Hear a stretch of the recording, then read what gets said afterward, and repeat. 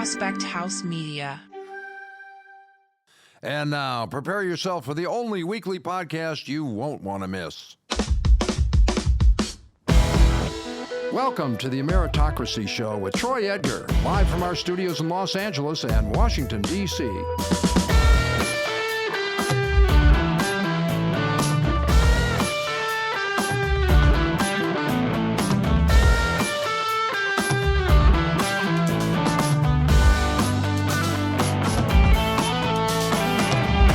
Everybody, I am Troy Edgar and welcome to the Ameritocracy Show. Thank you for tuning in and checking it out. It is greatly appreciated. This podcast examines the conditions for personal and economic growth and opportunity across America.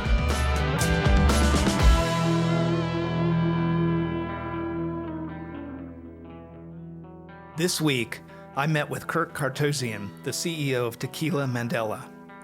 We sat down in my LA studio to talk about his journey, starting with his experience at University of California at Berkeley, career transitions, policy advocacy, and entrepreneurship. In this interview, he provided insightful leadership warning. He told me, when working on tough problems, try to never be the smartest person in the room. I met Kirk in 2006 when we were both council members for our respective cities. We became a formidable bipartisan advocacy team, supporting many regional transportation and military-based projects. Even though we are both very busy, we have always tried to stay in touch and support each other. When you interview a good friend that runs a tequila company, you know this discussion could include some sampling or sipping of the goods. Kirk did not let me down. I hope you enjoy. Hey, Kirk, very nice to have you here. Thank you for showing up, buddy. This is great, Troy. Great to be here. Great to see you again. No, it's awesome to see you again. It's been a while.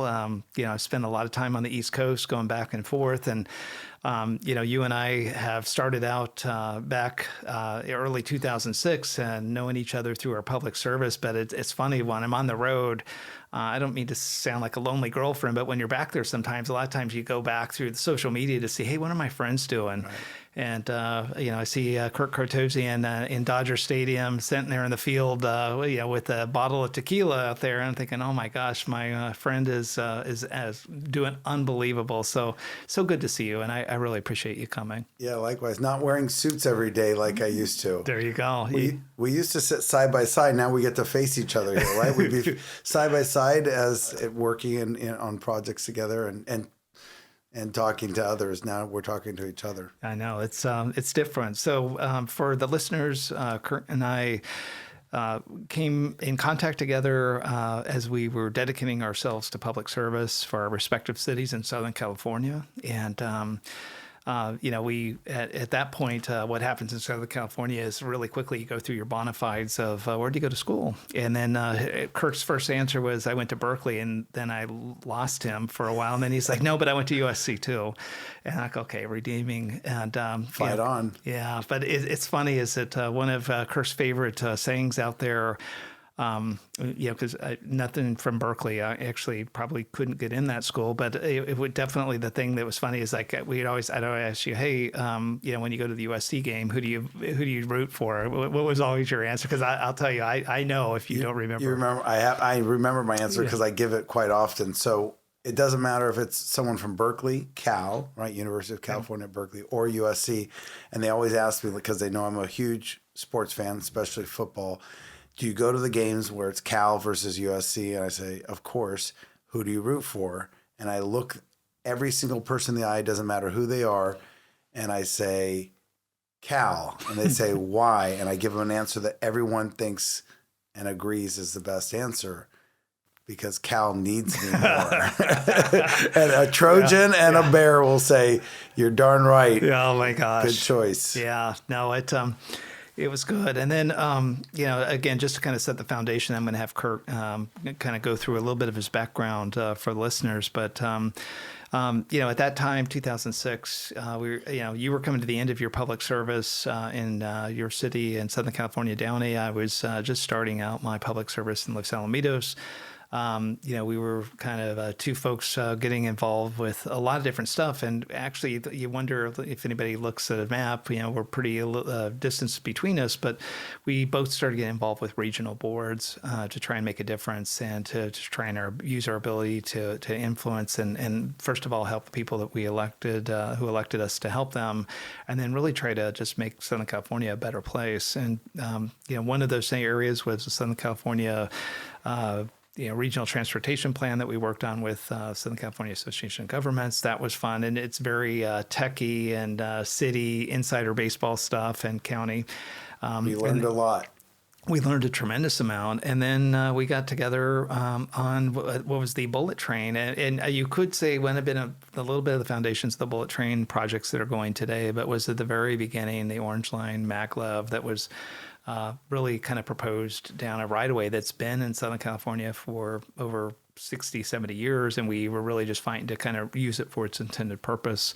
But that you and I just really started, I think we were both a little aggressive, and we knew what the rules were really quickly. And so in public service, I think, there's people that are doing it for the right reasons. There's people that are doing it for the right reasons, got special types of backgrounds, and your background in real estate and with all the your education and background and how you knew your community. I think really quickly we found a brotherhood together there.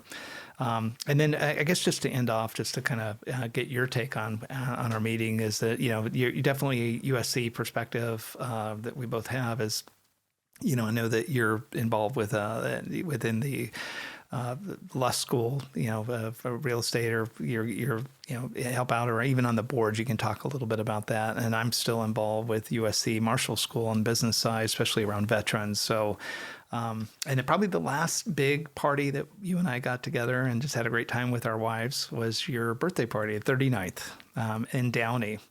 And I'm sure we'll talk about that. But just for our listeners, what was your perspective? I know when you and I first got together and kind of our connection. Yeah. No. Well, first of all, thanks for having me here today, Troy. This is great, and it's great to reconnect. I think what I saw, and I saw not just in you, but others who may have had that ability at that time. We were younger guys and gals who were representing our respective cities. And I think we not only enjoyed, but we knew we were good at being advocates. And I think advocacy is a word that's used a lot, but what does it mean? It means understanding who you're there for, being able to articulate, and actually getting a leg up for those others who can't be there to represent themselves. That's a representative democracy. So I saw that in you. I saw that in others. I knew I had that in myself. And it was fun to work with others who could help you to achieve it, because no one's going to do it by themselves. Mm-hmm. But that was probably 2 years before I was term limited out. Mm-hmm. We're about the same age, but I came in a little bit younger even. I think I was 27 when I got elected. Mm-hmm. So we had term limits in the City of Downey, and by 2008, I was term limited out. So I gave my swan song and helped others to get in this fill or more than fill the shoes that I was wearing.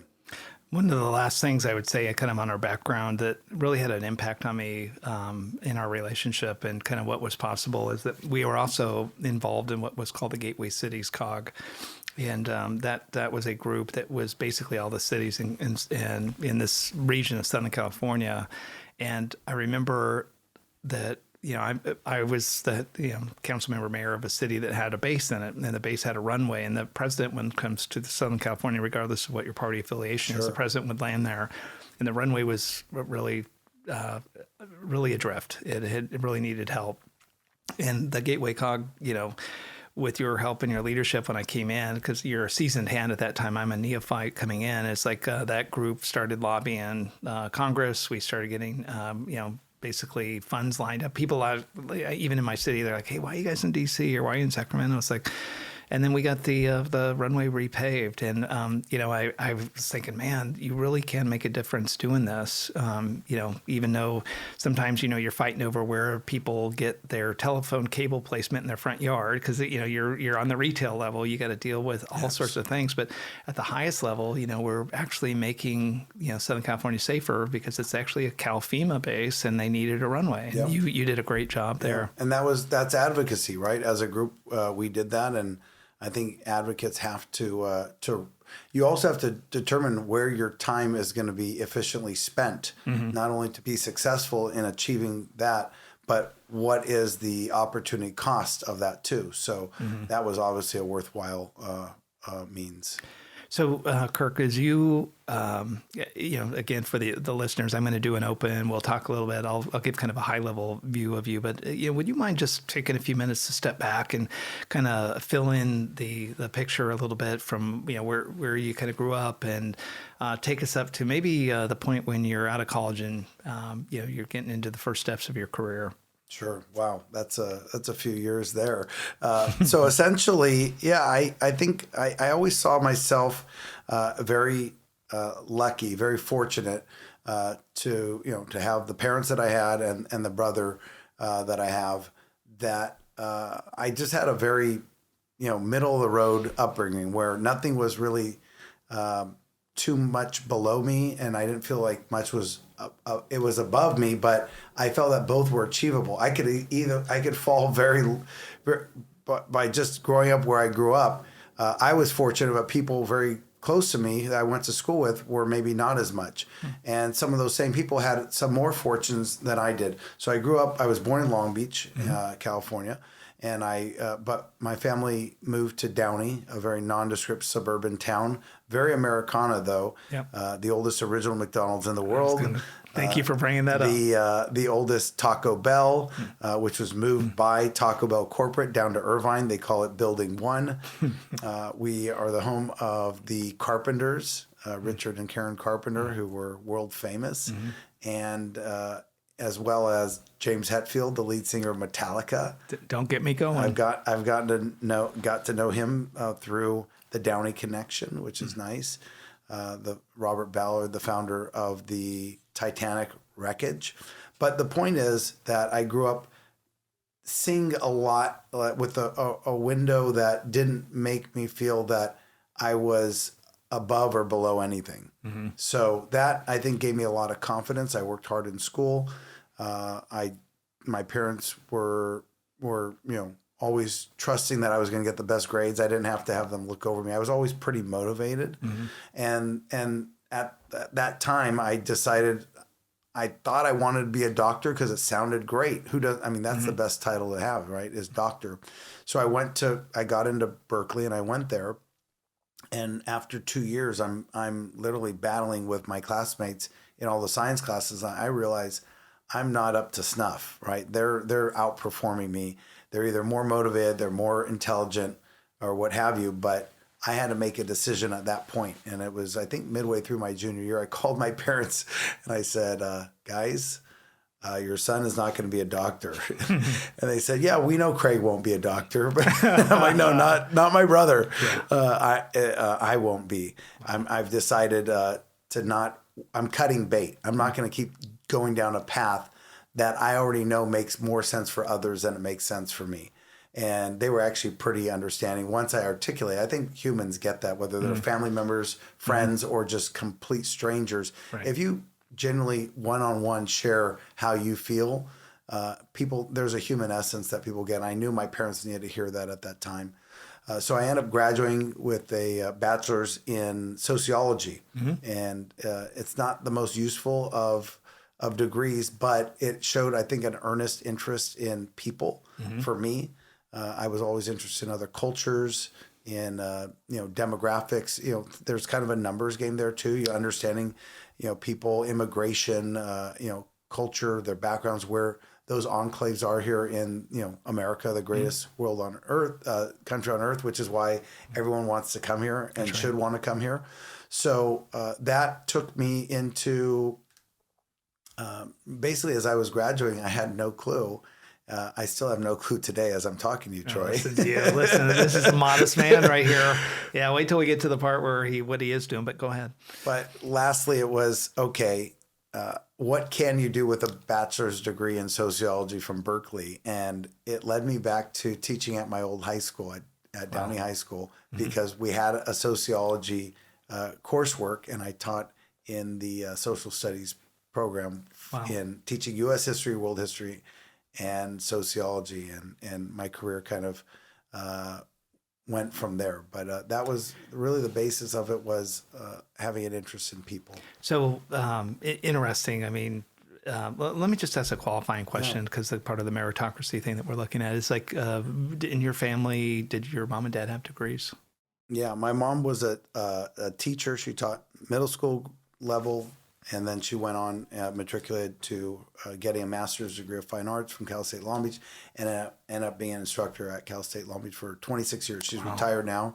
Dad, to chagrin that he dropped out of USC and became still successful, but kind of different views and interests at a young age in education. Yeah. So I've taken a lot from both parents. Yeah, they had to be very proud of you, though. Like getting accepted to Berkeley. I as much as I harass you, and I'm loving the heck out of doing it. I had 3 boys, right, and so all of them kind of came to the point of like trying to figure out. So definitely Berkeley is no easy accomplishment. So your parents probably were like, "Oh my God, this is awesome!" And then you get back to Downey. Right.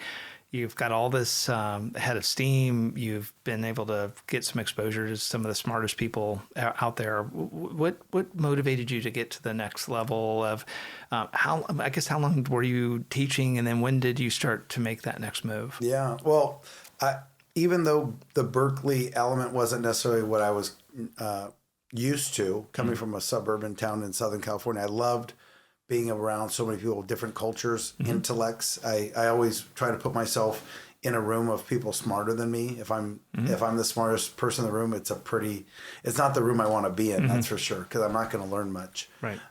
But I ended up coming back to teaching because I was intrigued by the human element. I was intrigued by students going through and growing up in the community where I had just grown up in, and matriculated through college, gone to what I was the best college I could get into at the time, was proud to go to, even though there were people with, many, divergent interests and tastes than I. And I wanted to bring some of that back to my hometown, and teaching I thought was the most direct way to do it. So that was kind of began me on my journey. And then, I know you end up back at USC, you end up in city, you end up in real estate. What starts coming first? Yeah. So teaching was essentially a 3-year, what I thought to be a 3-year path. And then it became something I enjoyed much more than I thought I would. I wanted to do it for longer than I thought I would. And I also found it to be it was a gateway to civic service, right? So I had, when I was in college, I interned in Washington, D.C. For a local congress member who I respected greatly. And I saw that civic duties, civic service was something that I thought was kind of near and dear to my heart, especially at a local level.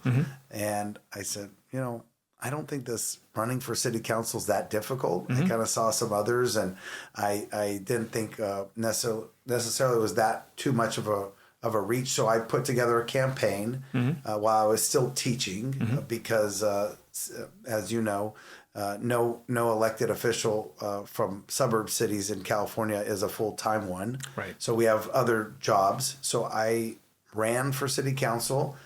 Ignorance was bliss, and in my first attempt, ended up winning, and still maintained my job as a teacher. So I was this teacher city council member, and then teacher vice mayor, and then teacher mayor, which is actually not a bad way to go, because when you're running for office, if you say teacher for running for city council, unless you got a lot of skeletons in your closet, which I knew I had none, it's not a bad brand, essentially. When people are making a decision, if they don't know you from Mary or John, they'll say, hey, he's a teacher, she's a teacher, and they're going to represent us in local city government. I might give that person a vote if I don't have a choice otherwise. So I kind of banked on that, and it worked. And I ended up teaching for a few more years before I ended up choosing to go to grad school. So, the city council part of that, something that I learned, one of my good friends that recently passed away, Ron Bates, he used Ron. Love Ron, total mentor. But this guy is, more years than we have age of his work to public service. But one thing he told me is, he's like, hey, Troy, your heart is in this. But it will take from you as much as you can give it. And so, be careful. And like you said, I think it's a citizen soldier role in city councils, school districts. You really do have to balance that with, putting food on the table at home. And so I think that is definitely, but then you start to really get an idea of how important policy is. And, as you started going through and you started sizing up, okay, maybe I'm going to go to grad school. It's interesting because I went to grad school at USC too. And I was debating between being going into law or business. And it was just a factor of like the economy. I did good on the testing going in but it was like, the lawyers, they were graduating with huge student loans, but there wasn't a lot of work, especially for entry and some of the best. But business was on fire. Southern California at that point was on fire. Aerospace, technology. I mean, this was great time in California history, but at the same time, BRAC closure was coming. Downey had there's sites out there that were starting to be affected by the closure of the military. And the military, eventually everything's getting ready to switch. And the whole view of what's happening here, you end up picking real estate. Talk to me, like, what did you see at that point? You're sitting there as a teacher, you're loving your public service. Business people are making, decent money. Lawyers, it's a hit and miss. It depends on what cycle you come in. But USC has one of the best real estate schools ever. I just never had the vocation for that. But what did you see? Why did you pick that? It started with serving on the city council because I saw that a city government's one of its primary roles is determining the use of land, of real estate, whether it's public or private real estate. It still has to go through the city agency. And I was really intrigued by that because I knew that shaped communities. So how does a city want to plan for its future? How does it want to plan for new residents, for transitions? There are these phases of life that have people moving in and out of communities, and Downey was no exception, and definitely I think benefited from a lot of those transitions over time, and continues to today. And I wanted to be more intelligent and technically knowledgeable in the real estate space on the private side because I had this afforded opportunity to see it on the public side. So I was making decisions, as you know, and have also made as a city council member, as a mayor. And a lot of times we get to make decisions that do shape the future of our cities. And that actually is the exact reason why I went to grad school. I said, I'm not going to be a teacher forever. I loved it. I love my kids. I love the parents who I served and teachers and whatnot. But I want to learn it I want to play a different role. I want to be an advocate in another space. And it's going to end up being in my community again.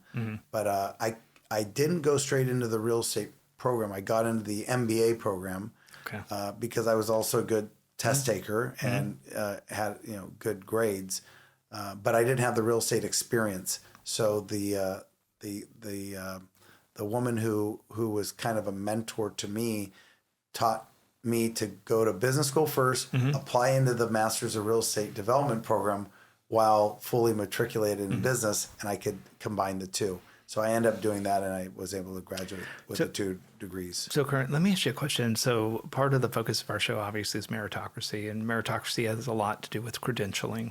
So, you and I have some similar paths, but this is about you. And so, as you go through, when you go to get your MBA and/or your real estate master's, do you feel like you needed to get that credential to give you credibility? Do you think that you needed it to get the knowledge?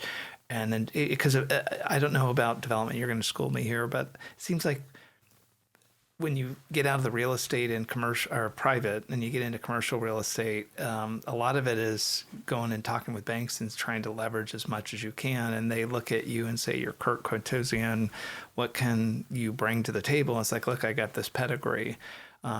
Is what you desired in that the credential, or is it that you needed to you really thought it was going to fill out your blackout bingo card? Like, I don't got this, I don't got that, I don't got this. And so I'm just curious. Yeah. No, so it checks certain boxes, but my true interest was in getting the tools, the know-how that I didn't have. I was afforded this opportunity being a mayor of a city, but I knew that, my true depth of knowledge was ahead of me. Mm-hmm. So I felt like I still made good and qualified decisions, but I felt that I could know so much more. Mm-hmm. So it was really with that as the impetus. Mm-hmm. Then I actually didn't start development. I didn't even develop at all until later. I began just working as essentially a commercial real estate broker, putting together game plans for restaurants and businesses who are looking to expand what were mainly family businesses here in Southern California.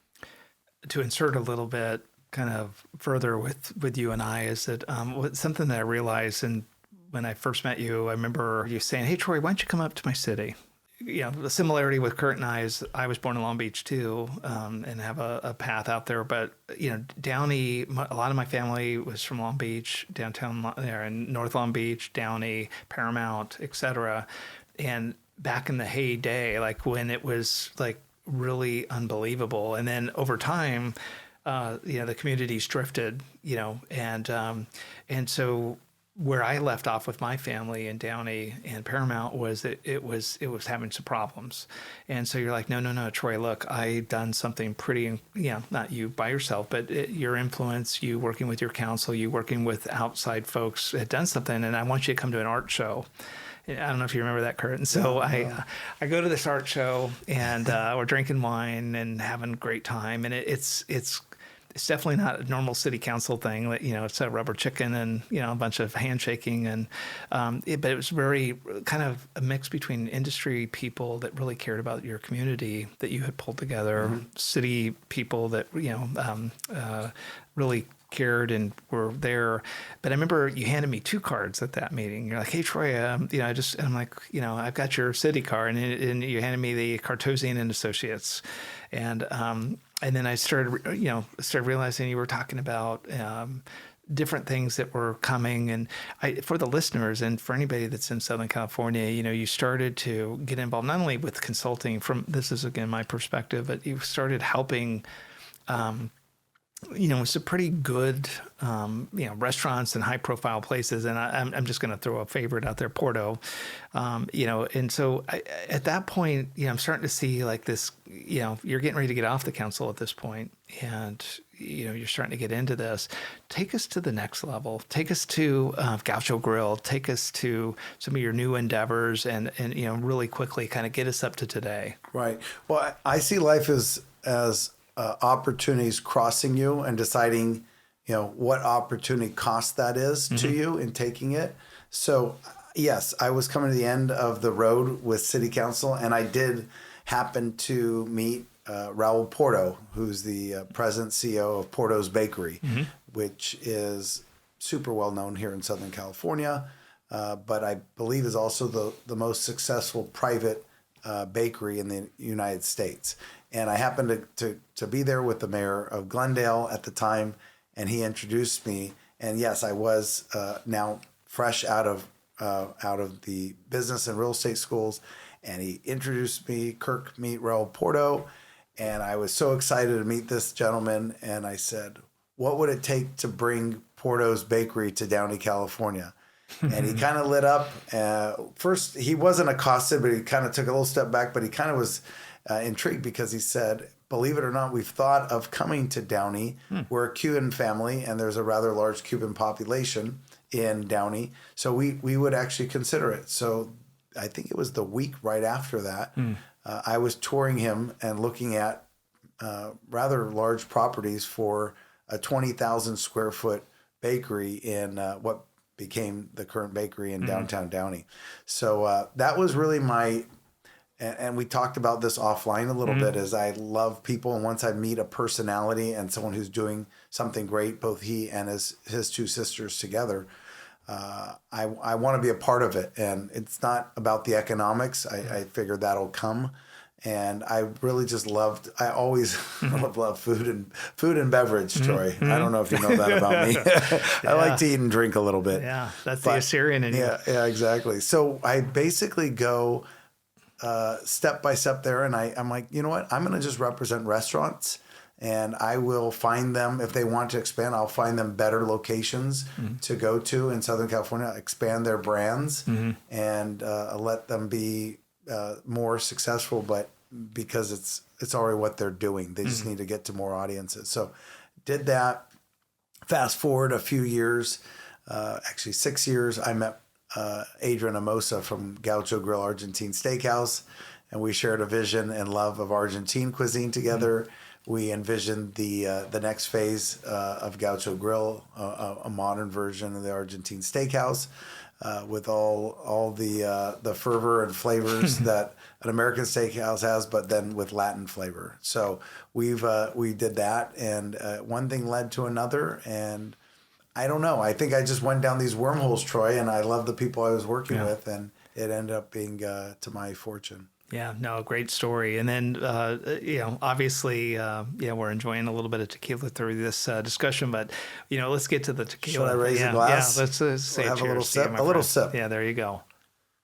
So I need to ask you, let's talk about your tequila company, Sure. my friend. I mean, this is something I'm very excited about, obviously, but it's quite an accomplishment. I'm really excited. But tell the listeners about how this came about. Yeah, this was another one of those fortunes of meeting the right people at the right time, but also recognizing when it's in front of you. And so I I'm actually divested now from Gaucho Grill, but I am now, at the time I was the owner, and I was carrying this tequila that my bartenders told me was selling very well. And I wasn't even there for the tasting, but I had let this Tequila Mandala get into the bar because it was a friend of a friend's tequila. Okay. And then the bartender started complaining to me because this tequila, they'd run out, and every time they would try to put in a reorder, it was just sitting as a back order. And they said, hey, you introduced us to this group. Why can't we get more of it? Like, we could sell the hell out of this, Kirk. And so I retraced my steps, and I decided the person that was selling us the tequila wasn't just a distributor. He was actually the owner of the tequila. I'm like, I have to get to know this person because he's got something really special, which he knows is special, but he may or may not be willing to share with others unless you really engage and let them know you're coming from a place that could be useful, maybe with their circumstances. So one night, as he shares a story, Umberto, my partner, Beto, he said, I came up to him somewhat inebriated, but he said not completely drunk. Okay. I was with a group of friends at Gaucho. I saw him at the bar making a delivery after months of waiting. I left my dinner party at a very swanky corner booth, and I essentially cornered him and said, hey, Beto, I'm Kirk. I said, I love your tequila. I'm a huge fan. And he said, great. And I said, but we could sell a lot more of it, and we keep running out. What's the deal? And he said, well, it's a long story, but why don't you call me tomorrow, and I'm happy to chat with you. Telling the story, he says, He thought there's no way I was going to call him the next day. I was, not in the mental state. I said, what time? He said, he made up a time, 10:30 a.m. I said, okay. The next day comes, I call him at 10:30 a.m. And he said, that's when I knew that we were going to do something special. Wow. Essentially, we put together a plan. They needed resources. They needed logistics. They needed a network to grow the brand. And I was lucky to meet him, a co-founder who was partnered with two Mexican nationals who are still our partners today. His cousin, his first cousin, Arturo and Joel, who's actually our tequilero. So that team was willing to allow us into they opened up their kimono, right? And they shared with us what their needs were. And here we are today because they knew that the sum of the parts was not going to be as great as the whole encompassing partnership that we were able to put together. So let me ask you a question. So I'm not a aficionado of tequila. I'm more of the bourbon guy. But we're going to change that. I know. Well, we're starting today.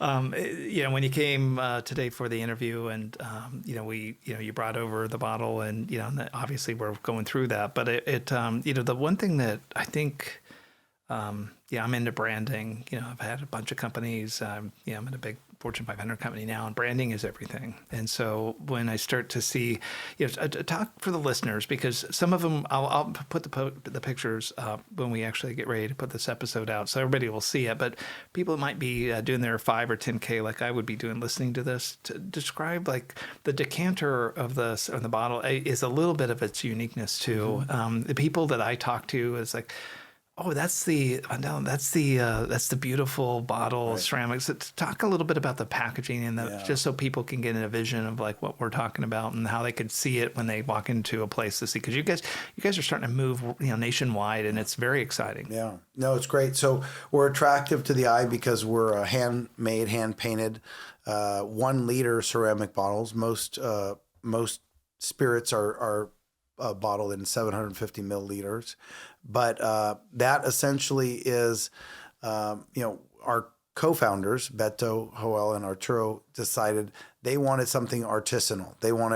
They started small batch, which we still are small batch. They wanted something that was a good sipper, right? It was contrary to the Jose Cuervo that we grew up on in the 80s and 90s, which may have given tequila a little bit of a bad name. Although Jose Cuervo also has the highest of qualities too. Correct. They have the lowest of qualities, which we could only afford when we were growing up. Exactly. And but there's some phenomenal tequilas out there today. So we were packaged around this beautiful art piece, but with this beautiful liquid inside. And we do I would say enhance ourselves annually with a new bottle design.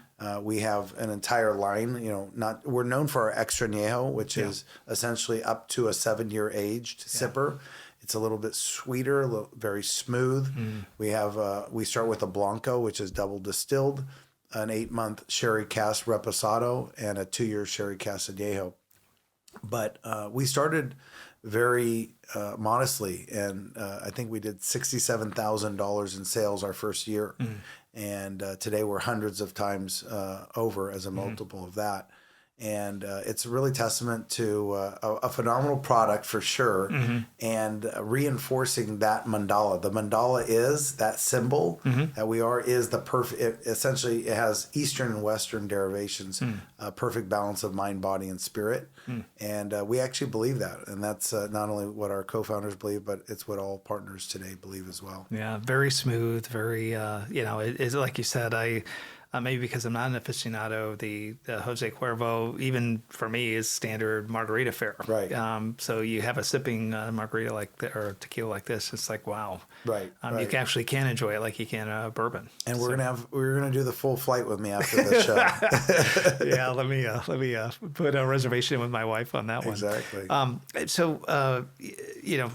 Absolutely exciting story. You're able to kind of get where you're at. I think that, for the listeners, your journey is interesting because you've been able to, set your sights on something, move into it. the thing that this is just my observation is, you've prepared yourself. Sometimes you know exactly what the target is. Sometimes you're unsure, and then all of a sudden it presents itself as an opportunity. In that type of a model, and you said something about people. You love people. I will attest to that. You're like the best. I mean, there's no one really funner to hang out with, both intellectually and just having a good time. And so that type of, leaving yourself open to opportunities is something that is a little bit of an art. But the harder part of that art is determining, what do you pursue? A couple episodes prior, I was sharing with you before we got on the air here is that, I had an artist that got on the show, and she was from Russia, and she was talking about some of the stuff that she was focused on. She knew inside of herself that she wasn't like somebody preparing herself for an opportunity. She knew she was something. And it was just like, was she ever going to unleash it? And if she unleashed it, like, she was a very successful business person, the Fortune 500, like, could have just been fine. An immigrant that came here. So she's already overachieved at what was ever expected. But if she was going to set that into a motion for her opportunity, she would have to make some decisions. So I asked her the same question. Her answer was, what were you willing to lose? So when you're a teacher and you're getting ready to go in and you do your grad school and you get ready to go into development, it seems like you're a bit methodical. Like was it a tightrope with a big net at the bottom? When you did the tequila, you knew what you'd come across because you saw the demand in the restaurant. And so, what people, when they see you're super successful and in a lot of different fields, what would you tell them on, do you have to worry about what you can lose, or do you lose more by worrying about it? Right. And I don't want to go too much into detail, but I know that the other people's stories are very personal. The financial side of losing to me has never been something that I worried about. Like, I've had no money in my account and I've had a lot of money in my account. But to me, neither one of them fueled me one way or the other. I always knew inside. And I think all humans should have this. We have this ability. Like, if a human has the ability to be a pope, then everybody has the ability to be a pope, right? To me, there's really, here on earth, almost anyone should be able to attain the levels they seek out. I didn't necessarily have a plan. I had a plan to constantly engage with good people. I had a plan to feed off of the energy of people who were different than me and had something else to offer and might actually see me as someone different and having something to offer. And that might sound a little bit generic and maybe non-specific, but it's truly how I think it's been like my guiding light. I won't share everything, but I will say that I don't ever feel limited. There's nothing that I feel, other short of being a professional athlete would have been great, that I feel I'm limited from. And I think this country in large part has given me a lot of that. I hope that gives it to others, and I'm always trying to deliver that message so that anyone of any background feels the same way that I do. As call me the Armenian and Assyrian kid who grew up in a nondescript town in Southern California. So that's what I try to build upon. That's what fuels me. That's what I enjoy. And that next step is almost kind of feels natural because everything has been kind of fluid in my life.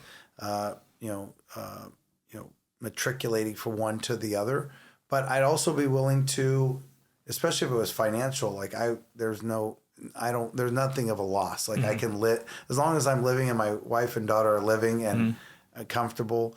I don't have to have everything I have today necessarily. I could have a lot less, but if I have more, then I have more that I could probably use those resources to advance what I think is important for all people.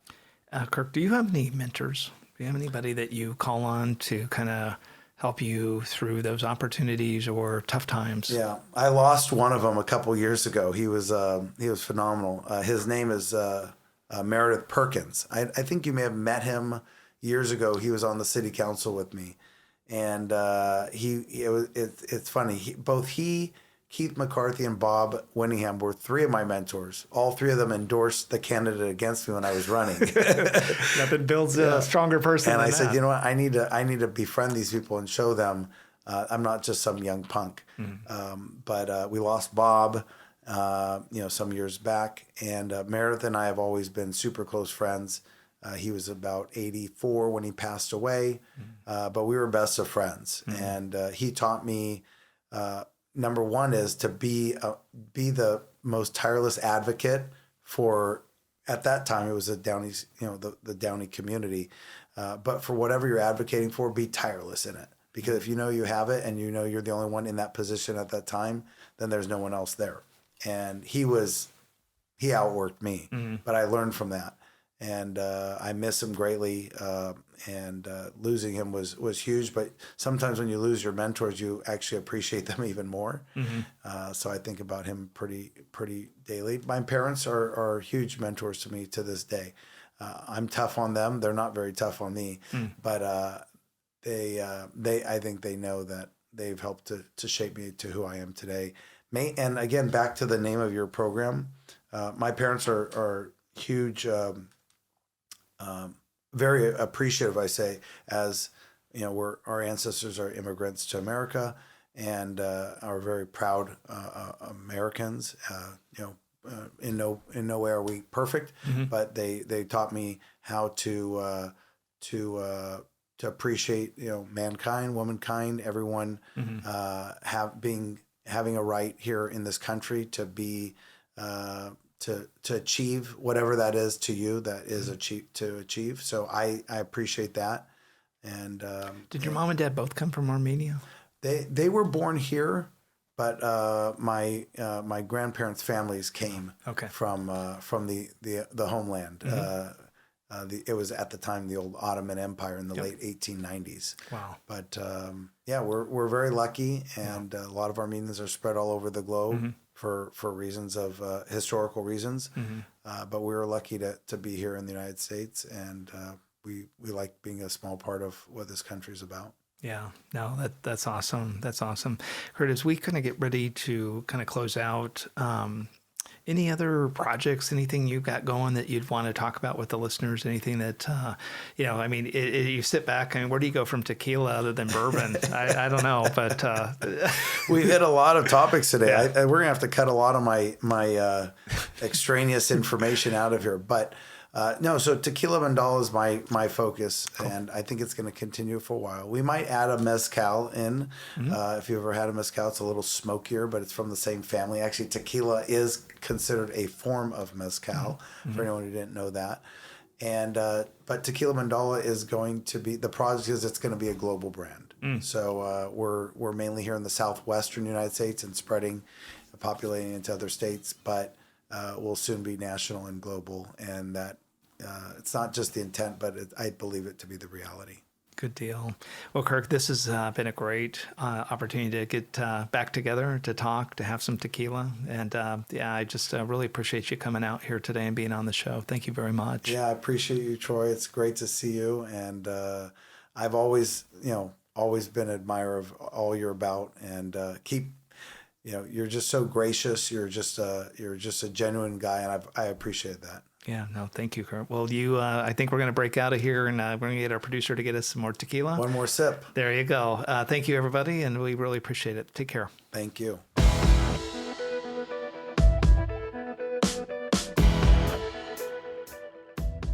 Thanks again for joining me today on the Ameritocracy Show.